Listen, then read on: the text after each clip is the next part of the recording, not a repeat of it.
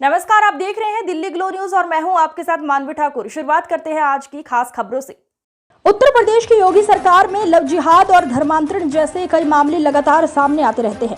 ऐसा ही एक मामला कानपुर नगर से सामने आया है, जहां पर मोहम्मद हासिम नाम के एक युवक पर मां बेटी द्वारा यौन शोषण करने का और जबरन धर्म परिवर्तन कराने का आरोप लगा है।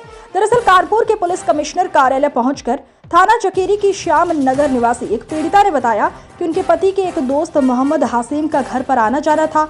अपनी पहचान छुपाकर पहले उनके पति से दोस्ती की, फिर घर में आना जाना शुरू कर दिया। एक दिन जब वे नहा रही थी तो वीडियो बना लिया और तब से लगातार उनके साथ यौन शोषण कर रहा है।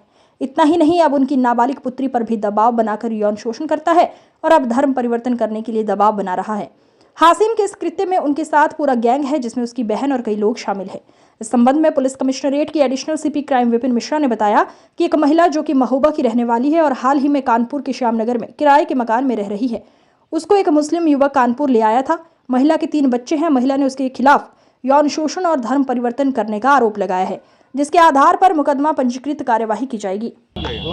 जी बताएं, शुरू से देखना हुई आपके साथ। मैं कानपुर में हूँ इतनी टाइम। हाँ, क्या हुआ? कमिश्नर ऑफिस में। जी, क्या घटना हुई आपके साथ मैडम? मेरे साथ लव जिहाद हुआ है। किसने किया है? हसीम मोहम्मद। कैसे आप उनके संपर्क में, कैसे हुआ ये मामला? वो मेरे हस्बैंड से संबंध थे, आते जाते रहते थे। मेरे घर के बाहर बाथरूम है, तो मैं नहा रही थी, बाहर कुर्सी में बैठे थे। उन्होंने वीडियो शूट कर लिया और वही वीडियो दिखा के मुझे ब्लैकमेल किया और काफ़ी बार मुझसे संबंध बनाए हैं ज़बरदस्ती। जब मैंने अपने हस्बैंड को बताया तो बोले कि अगर बताओगी उल्टा सीधा तो आग लगा दूंगा तुम्हारे घर पे। तो उन्होंने मेरी गाड़ी में आग लगा दी, मोटरसाइकिल में। फिर मुझे ज़बरदस्ती यहाँ जब मेरे हस्बैंड ने कहा कि इसके खिलाफ़ एप्लीकेशन दो, तो बोला एप्लीकेशन दोगी तो अच्छा नहीं होगा, बच्चे तुम्हारे पढ़ने जाते हैं। तो मुझे लेके यहाँ ज़बरदस्ती आ गया कानपुर। 1 साल से ज़बरदस्ती मेरे साथ कर रहा था, संबंध बना रहा था मेरे बच्चों के साथ। मेरे साथ संबंध बना रहा था और मेरे बच्चों के साथ ज़बरदस्ती मारपीट, मेरी बड़ी लड़की के ऊपर निगाहें रखना, उसके साथ लेटना। उसने बताया मम्मा मुझे इधर छुआ उधर छुआ है, और पूजा भी नहीं करने देता था, बेल्टों से मारता था। उसकी वाइफ परवीन रोजी और उसका साला सलमान शूटर, उन दोनों ने मिलकर मुझे चप्पल और बेल्टों से भी मारा है। उनकी वजह से मुझे कहीं जगह नहीं मिल रही है। और कितने लोग उनके साथ में हैं? उनकी फैमिली है, ससुराल से है और जो भी है उनके घर से हसीम मोहम्मद के। कितने बच्चे आपके? कोई धर्म परिवर्तन का दबाव आप पे जी डाला हाँ, है? धर्म परिवर्तन की। तुम बुर्का क्यों नहीं पहनती? मुझे पंडित पहनावा पसंद नहीं है। तो मैंने कहा मुझे भी टोपी पसंद नहीं है। तो बोला नहीं बुर्का पहनो। ये सब जबरदस्ती दरगाह में ले चलना, फोटो भी है। आग लगा दी मेरी बिटिया के आँख में, पेट्रोल भी डाला उसने। कितने वर्ष की बेटी आपकी है? 11 वर्ष की। उसके संग भी शोषण कर रहा था? हाँ। आज क्या आश्वासन दिया कमिश्नर साहब ने? सर ने आश्वासन दिया कि कार्रवाई होगी। अब परेशान आज क्या मामला लेके आए थे, किस तरह से महिला पीड़ित है, क्या कार्रवाई आश्वासन मिला अंदर से? ये कानपुर महानगर और उसके आसपास का क्षेत्र लव जिहाद का एक बड़ा गढ़ बन चुका है। विगत पूर्व में भी पिछले 1-2 वर्षों पर लव जिहाद पर बड़ी घटनाएं कानपुर महानगर में देखी गई हैं।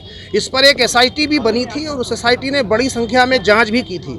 उस एसआईटी में कानपुर के तमाम नाम सामने आए थे और उन नामों के आधार पर कई जांचें हुई थी, लेकिन लव जिहाद का मामला रुका नहीं है। कानपुर फिर इसी लव जिहाद की आग में झुलसता जा रहा है। आज ये जो मामला हम यहाँ कमिश्नर महोदय कानपुर में लेकर आए हैं, ये उसी से मिलता जुलता है। हिंदू परिवारों में कभी ये जाते हैं, आपस में बातचीत करते हैं, धीरे धीरे उनको बहलाकर फुसलाकर और तमाम तरीकों का प्रलोभन देकर उनके घर में उनकी दयनीय दशा दिखाकर उनको अच्छे अच्छे रेस्टोरेंट में भोजन कराना या इस प्रकार आगे लुभावने सपने दिखाकर उनको बहलाने का काम करते हैं। मोहम्मद हासिम ने भी इस महिला के साथ यही काम किया पिछले 1 वर्ष से अवैध तरीके से कानपुर में, जिसमें आईडी भी उसने फर्जी बनाई। एक फर्जी आईडी का भी प्रकरण इसमें आया, जिसने यहाँ पर फर्जी आईडी पर मकान लिया और यहाँ पर उसके 3 बच्चे थे, 2 बेटियाँ और 1 बेटी। बेटी जो माइनर थी उसके साथ भी उसने अवैध संबंध और अनैतिक कृत्य करने का प्रयास किया और जो महिला है उसके साथ वो लगातार कर ही रहा था। इसमें उसका साला, उसका परिवार सारा सपोर्टिव था और मज़ारों पर, मदरसों पर ले जाना और सोची समझी रणनीति के तहत ये काम करना, तो मोहम्मद हाशिम अकेला नहीं था, उसके साथ ये पूरा गैंग काम कर रहा होगा। कौन मौलवी है, कौन फातिया पढ़ा रहा है, या कौन इसमें लिप्त है, कौन परिवार के लोग हैं, तो ये जांच का विषय है। धर्मांतरण का एंगल साफ दिख रहा है, पूजा नहीं करने देना, घर में मारपीट करना, ये भी एंगल दिख रहा है, बच्चे के साथ अनैतिक काम करना, ये भी एंगल दिख रहा है। कुल मिलाकर लव जिहाद का षड्यंत्र है, जो केवल कानपुर नहीं पूरे देश भर में ऑर्गेनाइज तरीके से मजारों, मदरसों और मस्जिदों से संचालित किया जा रहा है। ये गिरोह है, ये गिरोह बंद है। कुल मिलाकर मोहम्मद हाशिम ने यह काम किया, इसके पीछे कौन लोग थे और इस प्रकार एक परिवार को बर्बाद करने का, बच्चों की ज़िंदगी खराब करने का ये काम किया है। पुलिस कमिश्नर महोदय से हम लोगों ने मांग की है कि उन पर उचित कार्रवाई किया जाए और इस पर एक जांच कमेटी बनाकर इसकी जांच भी की जाए। क्या आश्वासन मिला हुआ? उन्होंने भी आश्वासन दिया है कि इस पर गंभीर धारा में मुकदमा दर्ज किया जाएगा और वो पूरी तरीके से इस मामले में पीड़िता के साथ खड़े हैं। प्रशासन पूरी मदद करने का आश्वासन दे रहा है। लास्ट सवाल ये है कि आए दिन लव जिहाद के मामले हो रहे हैं, बजरंग दल के लोग, कई लोग महिलाओं को बचाते हैं, आखिर मतलब ये पुलिस इस पर लगाम क्यों नहीं लगा पा रही है? कुल मिलाकर जो कानून है, लव जिहाद का कानून बहुत लचर है। बीच में एक लव जिहाद का कानून बना था, लेकिन उस पर कोई फर्क नहीं पड़ रहा है। इससे उनके हौसले और भी बुलंद होते जा रहे हैं। जब तक समाज में कानून के द्वारा नजीर नहीं प्रस्तुत की जाएगी, दंड नहीं मिलेगा, तब तक दोषियों के हौसले कम नहीं होंगे। ये लगातार निरंतर बढ़ता रहेगा। इसमें कानून का कठोरता से पालन करना चाहिए और समय रहते हुए जो दोषी है उस पर कार्रवाई करनी चाहिए। उसने आईडी बना ली, फर्जी आईडी बनाई है, उसको उसी गंभीर धाराओं में मुकदमा दर्ज करके जेल भेजना चाहिए। साथ में ये आर्टिकल 21 का वायलेशन है, जो कि हिंदुओं का अधिकार, हिंदू इस देश में 2 दर्जे का नागरिक बन चुका है, 2 दर्जे का शहरी बन चुका है।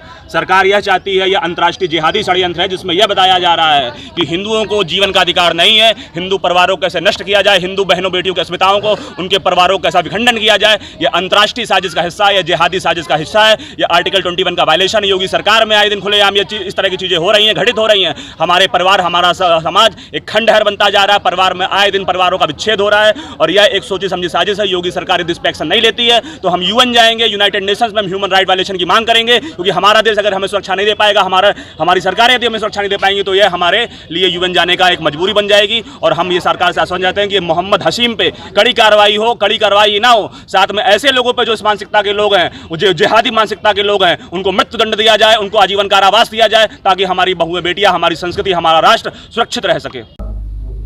ये महोबा की एक महिला हैं जिनके 3 बच्चे हैं और ये यहाँ एक मुस्लिम युवक के साथ उसके प्रलोभन में अपने पति का परित्याग करके आई हुई थी और उसके साथ लिव इन में रह रही थी।